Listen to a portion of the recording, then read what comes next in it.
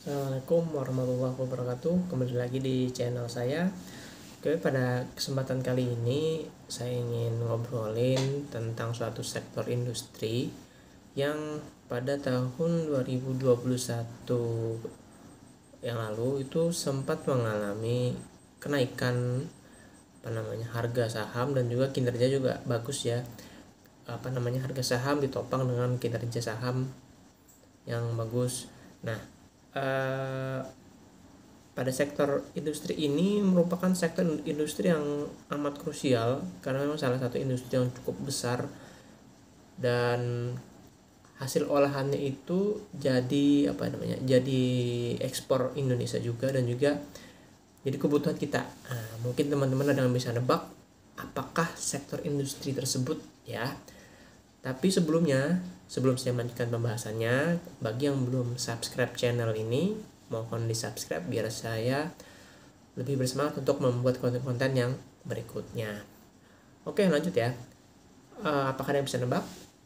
Mungkin kalau teman-teman ingat beberapa waktu yang lalu sempat kita mengalami kelangkaan minyak goreng ya, walaupun ada harganya juga mahal ya. Jadi sempat ya bikin heboh lah di pasar gitu ya kondisinya. Nah, kalau dari situ mungkin bisa ditebak industri yang akan saya bahas kali ini adalah industri kelapa sawit yang menghasilkan produk CPO dan turunannya ya. Oke, lanjut saja, saya akan membahas perusahaan apa untuk kali ini ya. Lanjut. Kali ini saya akan membahas emiten dengan kode SGRO ya. Nah, inilah perusahaan kelapa sawit yang memang pada tahun lalu kinerjanya bagus, sahamnya pun juga moncar ya. Bukan hanya SGRO, saham-saham emiten di perkebunan kelapa sawit juga sedang bagus-bagusnya ya. Oke, sekilas SGRO. Apa sih SGRO itu ya? SGRO itu merupakan PT Sampurna Agro Tbk yang merupakan anak perusahaan dari Sampurna Strategic ya, dan bergerak di bidang sektor kelapa sawit. Nah, perusahaan ini merupakan milik keluarga Sampurna, tapi tidak ada hubungannya dengan HMSP ya, karena sudah dijual ke Philip Morris pada tahun 2005. Dan memang karakteristik sektor usaha sawit, apabila harga CPO naik, maka laba perusahaan pun juga akan ikutan naik juga. Nah, lanjut. Nah, ini adalah lokasi kebun ya, atau lokasi usaha dari SGRO ini. Mostly SGRO ini lokasinya tersebar di Indonesia, tapi mostly ada di Riau, Sulawesi Selatan, Kalteng, Kalbar, dan luas lahan kurang lebih 169.000 hektar dan hampir menyamai luas area LSP ya, London Sumatera itu ya, kalau teman-teman kenal perusahaan tersebut. Lalu ini merupakan perusahaan yang pertama kali diinvestasikan oleh Sampurna Strategic setelah tidak lagi memegang HMSP, dan pada awalnya merupakan PT Sungai Rangit, lalu membeli PT Selapan Jaya yang ditempatkan sebagai anak perusahaan dan dirubah namanya menjadi SGRO. Nah, lanjut. Kenapa saya milih SGRO bukan perusahaan sawit yang lainnya ya? Pada dasarnya setelah saya melakukan analisa, pertama valuasinya murah ya. Jadi karena perusahaan ini valuasinya murah, hanya 0,9, lalu PR-nya juga relatif murah, relatif bagus juga ya, di sekitaran 5. Nanti yang saya bahas di analisa kuantitatif. Selanjutnya adalah saham ini juga tidak liquid karena memang tidak banyak dilirik oleh para investor atau trader, namun secara fundamental bagus ya. Kalau bisa diibaratkan kita beli mobil Mercy tapi seharga Avanza. Nah, ini adalah prinsip yang dipakai oleh Pak Loh Keng Ho. Kalau teman-teman tahu, Pak Loh Keng Ho ini adalah Warren Buffett Indonesia. Beliau ini selalu mencoba membeli perusahaan yang bagus tapi valuasinya murah. Oke, lanjut. Nah, saya akan menitik beratkan pada 2 tahun ini, yaitu tahun 2020 dan tahun 2021, di mana 2 tahun ini bertolak belakang ya kondisi ekonomi kita. Oke. Nah, secara fundamental tahun 2020 perusahaan mengalami kerugian di mana laba sampai minus. Ya, laba sampai minus karena memang efek pandemik COVID-19 ini, dan hampir seluruh perusahaan mengalami, ya, ada yang sampai rugi, ada yang stagnan dan macam-macam kondisinya. Tapi untuk SGRO sendiri mengalami kerugian, nanti bisa dicek di laporan keuangan tahun 2020. Nah, lalu kebalikannya di tahun 2021 dengan adanya stimulus bangunan biodiesel dari bahan CPO membuat saham-saham CPO ini ikutan naik juga. Bukan hanya SGRO, hampir semua perusahaan yang bergerak di bidang kelapa sawit juga mengalami tren kenaikannya bagus. Nah, kita tahu Pak Jokowi mencanangkan untuk penggunaan sawit sebagai bahan bakar di tahun 2021, dan di Kalimantan Selatan sendiri udah dibangun pabriknya untuk memproduksi biodiesel ini, karena memang di Kalimantan ini lahannya sawit ya, jadi banyak bahannya ada, tinggal diolah menjadi bahan bakar energi alternatif pengganti dari minyak bumi.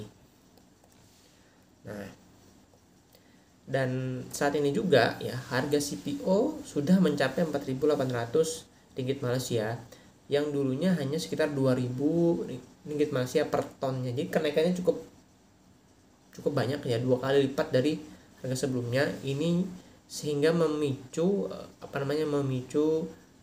kinerja perusahaan juga bagus, laba juga ikutan naik. Oke, sekarang saya akan membahas data dan analisa secara singkatnya saja ya. Dan saya akan membahas dari sisi valuasi saja, jadi nggak terlalu detail banget. Kalau mau detail sampai rasio-rasio yang mendetail banget, waktunya nanti nggak bakalan cukup. Oke. Nah, ini adalah data yang saya pakai. Data terakhir yang saya ambil adalah data dari bulan September 2021, karena memang baru keluar per September. Untuk tahunan per 31 Desember masih belum keluar, masih menunggu lagi ya kita. Di sini ada neracanya, ada aset ya, di sini ada aset. Lalu saya ambil pointer dulu. Nah, oke, sini ada bagian aset, dan di sini adalah bagian liability-nya ya. Lanjut, di sini adalah laporan laba rugi. Nah, seperti yang saya bilang, pada tahun 2020 perusahaan itu mana ya? Nah, 2020 perusahaan sempat mengalami kerugian. Kerugiannya cukup ini ya. Nah, ini hampir nggak sampai rugi banget ya. Cuman cukup jauh lah intinya. Jadi intinya pada tahun 2020 dengan 2021 bagaikan bumi dan langit untuk penghasilan. Jadi nggak sampai minus sebenarnya, cuman cukup jauh perbedaan penghasilan yang didapatkan oleh perusahaan ya.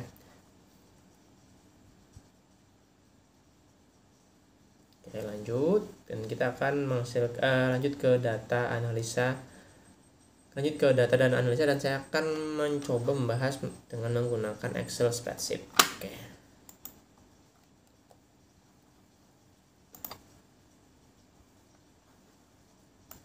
Oke, lanjut ke data Excel spreadsheet.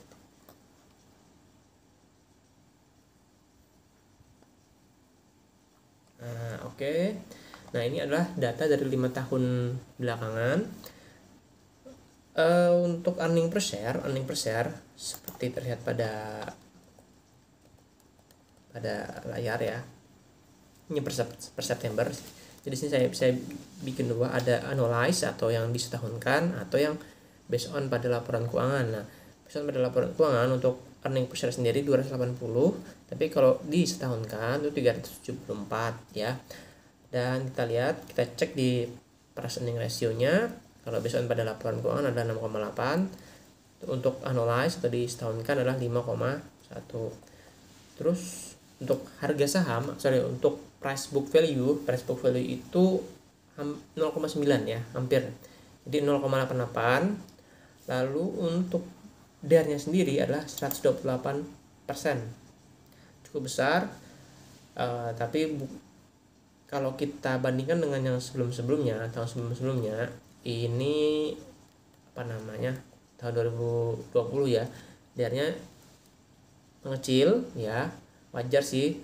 Jadi perusahaan ini memang menitik beratkan operasi perusahaan dari permodalan, dari pembiayaan. Lalu untuk return on equity adalah 12%, tapi kalau disetahunkan adalah 16%. Nah, kita lihat dari tahun 2017 sampai 2021. Di tahun 2021 ini ROE-nya meningkat cukup besar, dan ini di atas bunga deposito. Dan daripada kita naruh uang di deposito yang bunga cuma 3-4%, mending diinvestasikan di perusahaan ya. Lalu untuk dividen sendiri, perusahaan hanya membagikan dividen selama 5 tahun ini hanya tahun 2017 dan tahun 2018. Sisanya perusahaan dilaporkan belum ada pembagian dividen, kalaupun ada hanya ke kalaupun ada hanya anak perusahaan saja yang membagikan dividen kepada induknya ya, tapi tidak SGRO-nya sendiri yang membagikan dividen. Lalu kita cek ini adalah neraca yang saya bikin singkat.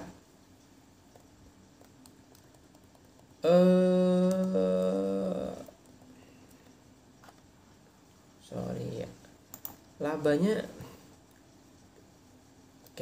ini per Desember kemarin labanya minus, tapi kenapa tadi ini ya, nanti saya cek kembali. Kita ini untuk arus kas operasional perusahaan selalu positif. Artinya apa?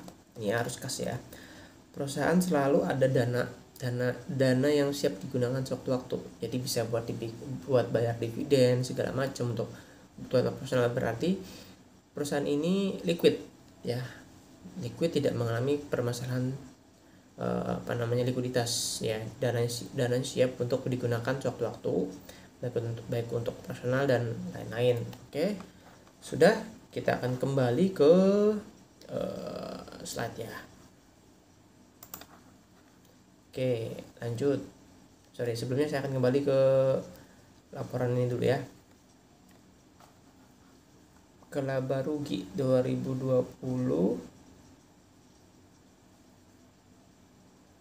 Ini adalah per September ya. Yang tadi saya sajikan adalah per Desember 2020 memang rugi, sedangkan yang di sini adalah yang per September. Jadi per September 2020 masih untung perusahaan, tapi pada saat sudah disetahunkan perusahaan mengalami kerugian ya. Maaf. Lanjut.